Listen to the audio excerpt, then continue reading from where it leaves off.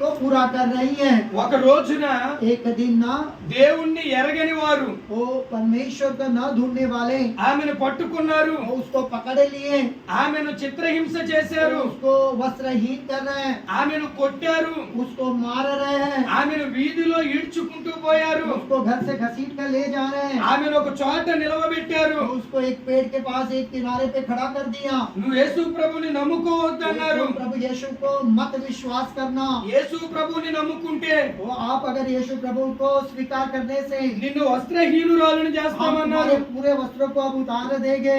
నువ్వు యేసు ప్రభుని నమ్ముకుంటే अगर तुम यीशु मसीह को स्वीकार करने से నిన్ను हम చంపేస్తామన్నారు. तुमको मार डालेंगे। అప్పుడు ఆ తల్లి అందే, उस समय वो माता कह रही है, నన్ను చంపేసిన मुझे मार डालने से भी నా కొరకు చనిపోయిన मेरे लिए मरा हुआ ప్రభువు కొరకు मैं यीशु मसीह को చనిపోవడానికి हाँ प्रभु के लिए मर जाने के लिए నేను ఇష్టపడుతున్నాను अब అందే. मेरी ये खुशी है, मुझे आनंद है। దానికి వాళ్ళు ఆశ్చర్యపోయారు. वो लोग को बड़ा ही आश्चर्य हुआ। చంపుతామన్నప్పుడు वो मार देने से बोलने से भी భయపడితే वो डरने से చంపొచ్చు. वो मार दिया जाता था। ఈవిడేమీ భయపడట్లేదు. ये अब डर नहीं रही है। ఇంకేవిడిని ఎట్లా చంపాలి अब इसको कैसे मारे అని ఆలోచన చేశారు. वो सोच रहे हैं, అందరూ ఆలోచన చేశారు. सभी लोग सोच रहे हैं। అప్పుడు అందులో ఒక ఆయన అన్నాడు, उसमें से एक व्यक्ति ने कहा ఈమెను చంపడం కాదు, इसी को मारने से नहीं, ఈమెకు ఒక్కగానొక్క కుమారుడు ఉన్నాడు, इसके लिए इसको मारने से पूरा नहीं होगा। इसका एक बेटा है, ఆమె కుమారుణ్ణి తీసుకురండి, उसके बेटे को पकड़ के लाओ।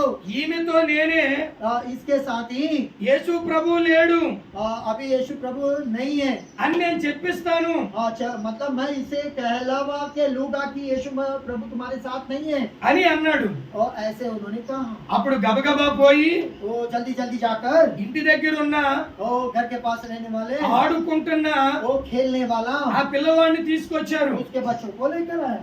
ఈ తల్లినేమో ये माता को చెట్టుకు కట్టేశారు, वो झाड़ को पेड़ को बांध के रखे ఆ हैं। పిల్లవాడినేమో वो लड़के को क्या है ना ఆమె ఎదుట నిలవబెట్టారు. उसके सामने खड़ा रखे हैं। వా పిల్లోడిని उस लड़के को చంపేస్తామంటున్నారు. इस बच्चे को अब मार डालेंगे। అయినా ఈవిడేమీ మాట్లాడడం లేదు. ये माता फिर भी कुछ बोल नहीं रही ఆ है। పిల్లోడిని కొడుతున్నారు, उस बच्चे को मार रहे हैं। అయినా ఈవిడేమీ మాట్లాడడం फिर లేదు. भी माता कुछ नहीं बोल रही ఆ है। పిల్లోడిని చిత్రహింస చేస్తున్నారు, तो उसका सारा शरीर को छिन्न भिन्न कर रहे हैं, कपड़े उतार रहे हैं।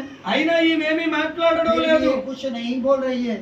ఇంత చేసినా సరే इतना करने के बावजूद ఈమె మనసు కరగదేమిటి? और इसका फिर भी मन में दुख क्यों नहीं हो रहा ఈ है? కుమారుణ్ణి इसके पुत्र यानी कि बेटे को ఈవిడే కందా यही एक अकेला है ना। అనే సందేహం వారికి వచ్చింది. वो उनको संदेह हो गया कि ये बच्चा इसका ही है ना। ఇంతలో ఒకడు అన్నాడు, फिर भी उनमें से एक व्यक्ति ने कहा ఒక చాకు తీసుకురండి అన్నాడు. एक छुरा लेकर आओ। చాకు తీసుకొచ్చారు. लेकर आए। ఇదిగో పొడిసి చంపాలనుకున్నారు. अभी इसको ऐसे भोग कर उसके बदन में घुसाकर उसको मार डालना है। ఆమె చనిపోవడానికైనా, वो मर जाने के लिए है ना। కుమారుడు वो చనిపోవడానికైనా बच्चे को मर जाने के लिए ఆవిడ సిద్ధపడిపోయింది. वो लोगों ने सोच लिया, ఆవిడ तैयार हो गए। वो सोच చంపుకోవడం కాదు, ఇప్పుడు अब मरने के लिए नहीं, ప్రభువులో నుండి ఆవిడ్ని విడిపించాలి. प्रभु के राज्य में से उसको बाहर लाना है। అది వారి ఉద్దేశం. उनका वो उद्देश्य है। అందుకని చెప్పి ये कहकर ఈ పిల్లవాడిని इस बच्चे को చంపకుండా मारे बिना తన చర్మము పైనున్న उसके चमड़ा जो है వలవడం మొదలు పెట్టారు. वो बहुत बड़े बात, जैसे चमड़ा को ऐसा छील के निकालना। ఆ గోటి దగ్గర నుండి ये नखून के पास కొంచెం కొంచెం చీలుస్తున్నారు. वो थोड़ा थोड़ा छील रहे हैं, निकाल పిల్లవాడు रहे కేకలు పెడుతున్నాడు. हैं। वो लड़का चिल्ला रहा है, అమ్మ అమ్మ అని కేకలు పెడుతున్నాడు. वो माँ माँ कहकर बुला रहा है। వీళ్ళు శరీరాన్ని చీలుస్తున్నారు. ये लोग शरीर को छील रहे हैं। ఆమె పిల్లోడి కేకలు పెడుతున్నాడు. उसका लड़का चिल्ला रहा है। ఒక్కసారిగా పొడిచేస్తే एक ही बार मार देने से ఒక్కసారే అరిచి చనిపోతాడు. एक ही बार चिल्लाकर मर जाएगा। కానీ వీళ్ళు పొడవడం లేదు. ये लोग एक साथ उसको नहीं చర్మాన్ని చర్మాన్ని ఒలుస్తున్నారు. वो लोग उसको धीरे धीरे उसके चमड़े को కొంచెము కొంచెముగా ఒలుస్తున్నారు. थोड़ा थोड़ा कर छील रहे हैं। తట్టుకునలేని పిల్లోడు वो सहन नहीं करने वाला लड़का పెద్దగా కేకలు పెడుతున్నాడు. बड़ी चिल्लाहट से चिल्ला रहा है। గుండె కరిగిపోయినటువంటి తల్లి, वो माँ अपनी बड़ी आंसुओं को बांध కడుపు కోత తట్టుకోలేనటువంటి తల్లి, वो अपने घर में रखने वाली वो माँ, నా కుమారుణ్ణి బాధ పెట్టొద్దు, मेरे बच्चे को इस प्रकार से నా पीड़ा न दे, కుమారుణ్ణి ఇబ్బంది పెట్టొద్దు, मेरे बच्चे को इतना तकलीफ ना दे। అని చెప్పి కేకలు వేసింది. वो बहुत चिल्लाकर रोकर बोलने लगी। అప్పుడు వీరందరూ అనుకున్నారు, ये तभी वे सारे लोग सोचने लगे ఇకపై ఈమె तभी యేసు ప్రభుని విడిచిపెట్టేద్దు అనుకున్నారు. वो यीशु मसीह को छोड़ दिया ऐसे सोचे। కానీ అప్పుడు ఆమె అందే, उसी वक्त నా కుమారుడా, मेरे बेटे, వారు నీ చిటికిన వేలు దగ్గర నుండి हाँ, उसके छीले हुए हाथों के पास से, नखून के पास से ఒలుస్తున్నారు కదా, आप छील रहे हो ना, రక్తము కారుతూ ఉంది కదా, खून बह रहा है ना, ఈ చిటికిన వేలు దగ్గర నుండి ये छीले हुए उंगली के पास से ఈ మోచేతి దగ్గరికి వచ్చేసరికి ये पूरे हाथ के पंजे के पास आ गया। నీ ఒంటిలో రక్తమంతా వచ్చేస్తది. ये तेरा पूरा खून बह जाएगा। రక్తము లేని ఎడల पूरे खून बहने से నువ్వు చనిపోతావు. तू मर जाएगा। చచ్చిపోవడానికి मर जाने से నువ్వేమీ వెనకాడమోకు. तू कुछ भी चिंता मत करना बेटा। माँ अपने इक्कड़- बेटे को समझा रही है। ఇక్కడ చనిపోయిన इधर तू मर जाने से भी మరుక్షణం फिर उसके बाद पुनरुत्थान में నువ్వు ప్రభువులో పుడతావు. वो परमेश्वर के राज तू में प्रभु जन्म దగ్గరికి लेगा। వెళ్ళిపోతావు. हालेलुया। ప్రభువు నిన్ను కౌగిలించుకుంటాడు प्रभु तुमको ग्रहण कर लेगा, अपना అని बेटा बना చెప్పి ఆ लेगा। తల్లి చెప్పిన మాటకి वो बातों को सुनकर बेटे ने, అక్కడ ఉన్న పెద్దలందరూ वो सारे बड़े लोगों को, ఆశ్చర్యపోయారు. सभी लोग आश्चर्य हो गए। చేతిలో ఉన్న కత్తి తీసి वो हाथ में रखा हुआ छुरे को కింద బారేశారు. वो लोग सब लोग ने फेंक दिया। వాళ్ళందరూ మోకాళ్ళేశారు. वो सभी लोग अपने घुटने पर आ गए। నీ దేవుడు జీవము కలిగినోడు वो అన్నారు. तेरा ही परमेश्वर जीवित और सच्चा నీ परमेश्वर है। దేవుడు బలవంతుడు అన్నారు. तेरा परमेश्वर ही बलवान परमेश्वर है। మరణములో కూడా वो मरने से भी నీకింత గొప్ప జీవమును वो ఇచ్చాడు तेरे को అన్నారు. इतना धैर्य सामर्थ्य को दिया। తద్వారా वो इसलिए ఆమె ఒక్కటి वो अकेला ही ఆ ప్రాంత ప్రజలందరినీ वो सारे प्रांत के लोगों को తన విశ్వాసంతో वो उसके विश्वास के द्वारा ప్రభువులోనికి నడిపించింది. वो सबको वो प्रभु में लेकर आया। అదే విషయాన్ని పేతురు చెప్పాడు. वही बातों को पतरस सभी लोगों को మేము बताया। కూడా मैं भी ప్రాణమును లెక్క చేయటలేదు, प्राण के विषय में नहीं सोच रहा हूँ। దేవుని కొరకు ప్రయాస పడుతున్నాము, मैं परमेश्वर के लिए यत्न प्रयत्न कर रहा हूँ। దేవుని కొరకు పని చేస్తాము, मैं परमेश्वर के लिए कामों को कर रहा हूँ। మా లోపములు సరి చేసుకుంటాము. मैं अपने లోపం मेरे हृदय को मैं तैयारी कर हाँ, मैं अपने हृदय को तैयार कर रहा हूँ। మా పాపమును విడిచిపెడతాము, मैं हमारे पापों को हम छोड़ देते हैं। మేము ప్రభు కోసం బ్రతుకుతామన్నారు. हम लोग केवल प्रभु के लिए जीते हैं। మీరు కూడా అలా బ్రతకాలని आप लोग भी ऐसा जीना है तो వారందరినీ హెచ్చరించాడు. वो सभी लोगों को इसी प्रकार से उसने बोला।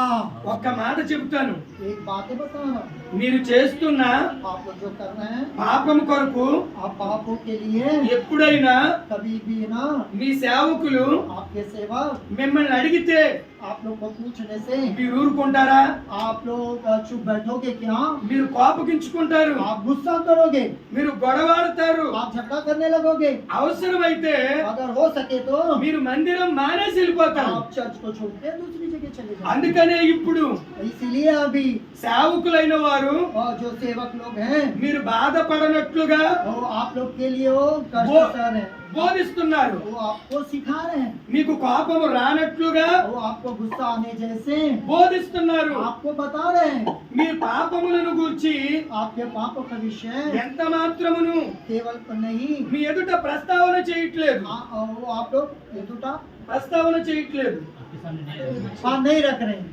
అలాంటప్పుడు इसलिए उसी के समान దేవుని మాటలు, परमेश्वर की बातें, దేవుని ఉద్దేశము, परमेश्वर का उद्देश्य, దేవుని చిత్తము परमेश्वर की इच्छा మీకెట్లా అర్థమవుద్ది? आपको कैसे पता चलेगा? నేను ఇందాక అన్నాను కదా, मैंने आपको बताया ना, డాక్టర్ దగ్గరికి వెళ్ళినప్పుడు डॉक्टर के पास जाने से, ఆయన మెడిసిన్ ఇచ్చినప్పుడు आपको दवा देने से, వాటిని మనం మింగితేనే हम लोग खाने से ही మన రోగం పోతది. हमारा बीमारी जाता है। మందిరములోనికి వచ్చినప్పుడు हम लोग प्रभु के भवन में आने से, ప్రభు మాటలు వినేటప్పుడు परमेश्वर की बातों को सुनने అవి మనకి से, కొంచెం బాధ అనిపించినా थोड़ा हमको तकलीफ होने से भी ఆ బాధకు గల కారణం ఏమిటి? वो बातों का हमारे लिए कारण क्या है?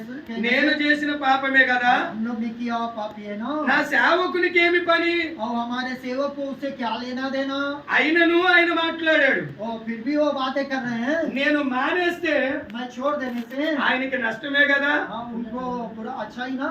అయినా नुकसानी है ना, అయినా ఆయన మాట్లాడాడు. फिर भी वो बातें बता रहे हो। ఎందుకని మాట్లాడాడు? वो बता रहे हैं నన్ను సరిచేయుటకు मेरे को सीधा करने के लिए నా దేవుడే मेरा परमेश्वरी ఆయన ద్వారా उनके द्वारा నాతో మాట్లాడించాడు. मेरे से बातें कर रहा है। నాకెంత మాత్రము मेरा तो केवल इतना ही, ఆయన మీద కోపం రాకూడదు. उनके ऊपर गुस्सा नहीं आना।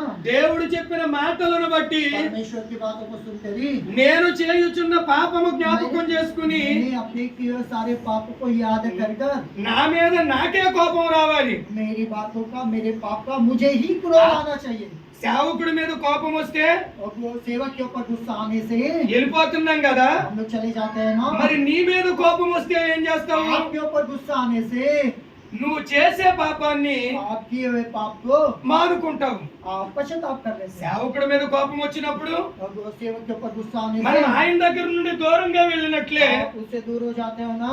పాపము మీద కోపం వచ్చినప్పుడు तो आपके ऊपर गुस्सा आ जाने से పాపము మీద నుండి దూరంగా వచ్చేస్తాం. हम पाप से परे हो जाते हैं। పాపము నుండి నువ్వు ఎప్పుడైతే దూరం అవుతావో हम पाप से जिस समय दूर हो जाते हैं ना, అప్పుడు నువ్వు ప్రభువుకి దగ్గర అయిపోతావు. आप तब प्रभु के करीब हो जाते हो।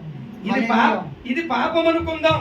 ये पाप सोच लीजिएगा, నేను పాపం దగ్గర ఉన్నాను, मैं पाप के पास हूँ। ప్రభు నాకు చాలా దూరంగా ఉన్నాడు. परमेश्वर मुझसे काफी दूर है। ఈ పాపము మీద నాకు కోపం వస్తే मुझे पाप के ऊपर गुस्सा आने से ఈ పాపాన్ని నేను వదిలిపెట్టి मैं अपने उस पाप को छोड़ देने से, నేను దూరంగా వెళ్తే हम लोग दूर जाने से నేను ప్రభువుకి దగ్గర అయిపోతాను. हम प्रभु के पास हो जाता हूँ। ప్రభు నాకు దగ్గర అయిపోతాడు. प्रभु मेरे करीब हो जाता है। నేను ప్రభుతోను मैं प्रभु से, ప్రభు నాతోను प्रभु मेरे से, సహవాసం वो చేస్తాను. एक दूसरे से सहवास ప్రభు करते हैं। సహవాసినైన నా జోలికి हाँ, प्रभु के साथ सहवास करने से ఈ పాపాన్ని ప్రేరేపించిన ये पाप को मैंने एक नाम दे दिया, సాతాను अगुवाई अगवा किया। ओके, సాతాను शैतान ఇక నా దగ్గరికి मेरे पास ఎంత మాత్రమును రాలేదు. अब नहीं आ रहा। నేను ప్రభు మనిషిని కదా. अब मैं प्रभु का व्यक्ति हूँ। సాతాను నా దగ్గరికి వచ్చినప్పుడు प्रभु और शैतान मेरे पास आने से ప్రభువే దానిని తరిమి వేస్తాడు. और प्रभु उसको भगा देगा।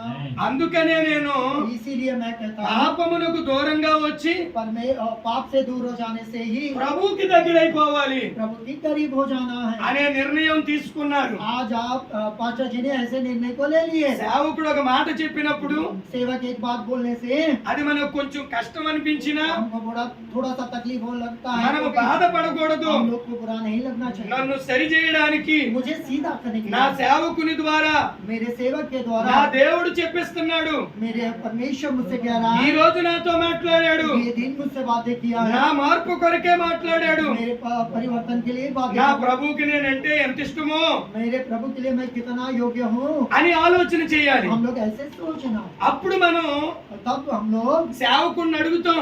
तब जाके हम परमेश्वर के सेवक से पूछते हैं। పాపము మానేసి पापों को छोड़ देने से, పరిశుద్ధంగా జీవించాలంటే पवित्र जीवन को जीने से నేనేం చేయాలి मैं क्या करना चाहिए, అని సేవకుడిని అడుగుతాం. हम सेवक लोगों से पूछते हैं। అలాగే उसी प्रकार ఆ కాలంలో కూడా उस समय में भी వాళ్ళు అడిగారు పేతురుని, उस समय के लोगों ने पतरस से మీ మాటలు మాకు అర్థమవుతున్నాయి, तुम्हारी बातें हमको समझ में आ गई है, మీరు మా మంచి గురించే చెబుతున్నారు, तुम लोग हमारे लिए अच्छे के लिए बोल रहे हो, మీరు మా పాపాన్ని మాన్పించాలనే చూస్తున్నారు. आप चाहते हम अपने पापों से अलग हो जाएं। ఈ పాపము వలన మాకు ప్రయోజనం లేదు. अब पाप का कोई प्रयोजन नहीं। ఇంతకీ పాపం అంటే ఏమిటి?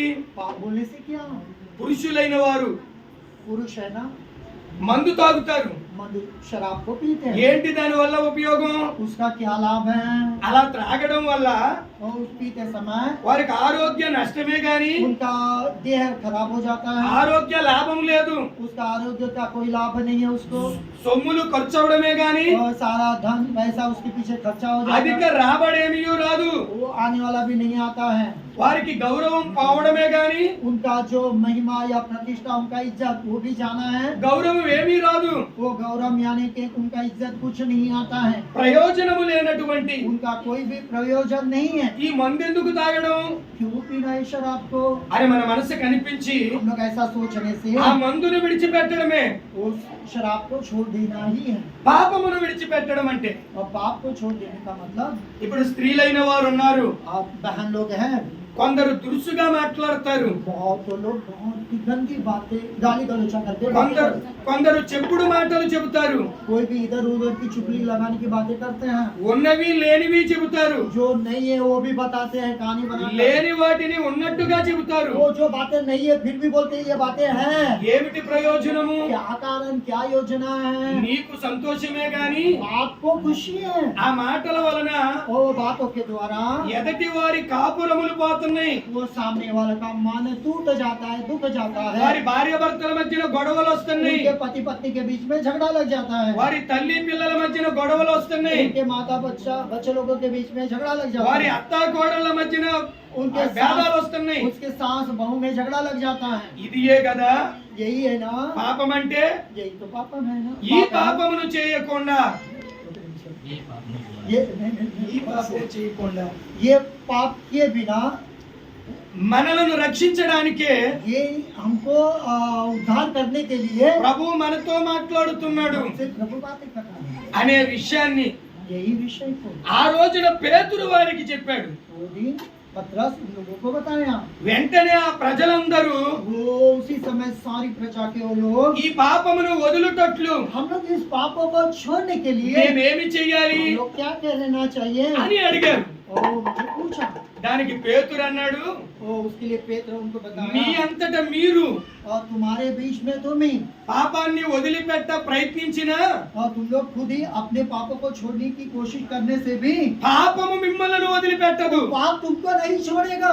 మీకు సహాయము కావాలి, आपको एक सहायक मददगार चाहिए, మీకు స్నేహితుడు కావాలి, आपको स्नेह प्रेम करने वाला चाहिए, నిత్యము మీ చుట్టూ ఉండే ఒక వ్యక్తి కావాలి. वो तुम्हारे चारों रहने वाला एक व्यक्ति तुमको चाहिए। ఆయనే పరిశుద్ధాత్ముడు, वही पवित्र आत्मा है, అది ఏ దేవుని ఆత్మ, वही परमेश्वर की आत्मा है, అది ఏ దేవుని శక్తి, वही परमेश्वर की शक्ति है, అది మీకు ఇప్పుడు కావాలన్నాడు. वही आज तुमको पाना चाहिए बोला। అందరూ కలిసి वो सारी प्रजा के लोग मिलकर మరి దానికి మేమేమి చెయ్యాలని అడిగారు. इसके लिए हम क्या करें? అందుకు పేతురు అన్నాడు, पेत्र उनसे बोला మీరు రక్షణ పొందండి, तुम उद्धार को पाना, మీరు బాప్తిస్మమును పొందండి, तुम लोग बपतिस्मा को लेना, మీరు యేసు రక్తములో కడగబడండి, तुम यीशु के लहू में धुल जाना, అప్పుడు యేసు ప్రభు మీతో ఉంటాడు. तभी तुम्हारे साथ यीशु प्रभु रहेगा। మీలోనికి పాపము రాకుండా तुम्हारे अंदर पाप नहीं आना మీ चाहिए। చుట్టూ ఆయన కంచె వేసి तुम्हारे चारों ओर आपका घेरा बनाकर మీకు కాపుదలగా वो ఉంటాడు. तुम्हारी सुरक्षा करते हुए అప్పుడు పాపము రాదు, तब पाप तुम्हारे अंदर आएगा नहीं, పాపము వలన రోగము రాదు, और पाप के द्वारा आने वाली बीमारी नहीं आएगी, రోగము వలన మీ సొమ్ము ఖర్చు और అయిపోదు, तुम्हारे रोगों के कारण जो तुम्हारा पैसा खर्चा हो रहा था वो नहीं होगा। మీరు సంతోషముగా ఉండొచ్చు, तुम अभी हमेशा शांति और आनंद से रहोगे, మీరు ఆనందంగా ఉండొచ్చు, तुम आनंद से रहोगे, మీరు హ్యాపీగా ఉండొచ్చు तुम आनंदित रहोगे। అని ఆయన చెప్పారు. तो वो बातें उन्होंने ఎంతమందో తెలుసా? कितने लोग कहने से 3000 మంది బాప్తిస్మము పొందారు. 3000 लोगों ने उसी दिन बपतिस्मा को लिया।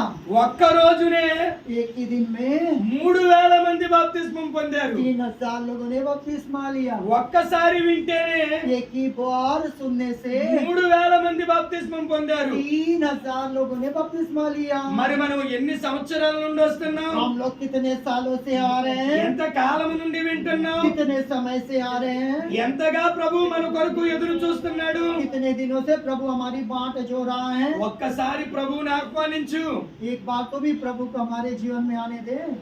ఆ రాజకీయ నాయకుల్లో वे राजकीय नायकों में से ప్రెసిడెంట్ గాని, प्रेसिडेंट होने से भी, ఎమ్మెల్యే గాని, एमएलए होने से भी, మంత్రి గాని, मंत्री भी होने से, ముఖ్యమంత్రి గాని, मुख्यमंत्री होने से भी, ప్రధానమంత్రి గాని प्रधानमंत्री होने से भी, ఎవరైనా మనకు బంధువు అయితే हमको कोई अगर भाई होने से మన కుటుంబంలో కష్టం ఉంటుందా? हमारे गांव में हमारे लोगों में कोई कष्ट होगा क्या? మనకి ఇబ్బందులు ఉంటాయా? हमको किसी प्रकार का तकलीफ होगा क्या? కేవలం ఈ రాజకీయ నాయకులు మనకు బంధువులు అయితేనే हमारे लिए इस देश का ही कोई नेता अगर हमारा रिश्तेदार होने से, మన బాధలు పోయేటప్పుడు हमारे सारे तकलीफ चले जाने से, ఆ బాధలు అన్ని దూరం చేసే वो सारे तकलीफों को दूर करके ప్రభువే మనకు బంధువు అయితే अगर वही प्रभु हमारे पास होने से ఇక మనకు బాధలే ఉండవు. हमको कोई तकलीफ होगा మరి नहीं। ప్రభు ఎలా బంధువు అవుతాడు? प्रभु कैसे हमारा बंधु आ- हमारा रिश्तेदार होगा? ఆయన నామములో రక్షణ పొందినప్పుడు उसी के नाम में हम लोग उद्धार पाने से మీరు నా ప్రజలు అంటాడు, वो तब कहेगा तुम मेरी प्रजा हो। నేను మీ ప్రభువుని అంటాడు. वो कहेगा मैं तुम्हारा प्रभु हूँ। అప్పుడు మీరు ఆయనకి బంధువు అవుతారు. तब तुम जाके उनके लिए भाई हो అప్పుడు जाओगे। మీ కష్టం सारे कष्टों को अपने ऊपर ले लेगा। ఆయన దగ్గర ఉన్నవన్నీ మీకు ఇస్తాడు. उसके पास మీరు భరించలేనివి ఆయన తీసుకుని तुम्हारे सारे बुराई तकलीफ को लेकर మీకు ఇష్టమైన వాటిని మీకు ఇస్తాడు. वो तुम्हारी इच्छा के अनुसार तुम्हें खुशियों को देगा। అది ఈ బాప్తిస్మములో ఉన్న మర్మము.